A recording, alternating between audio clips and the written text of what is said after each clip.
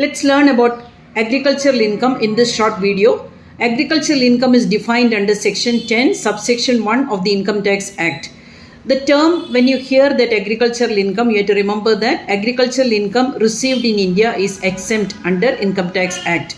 But if agricultural income is received from USA or Australia or New Zealand, it is taxable.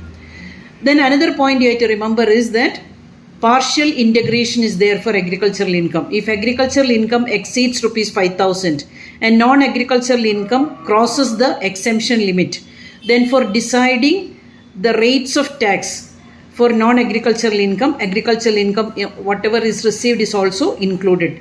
Special cases, income from tea, coffee and rubber plantations is partially taxed as business income. Then sale of agricultural land is taxable as capital gain, but rural agricultural income is exempt. Thank you.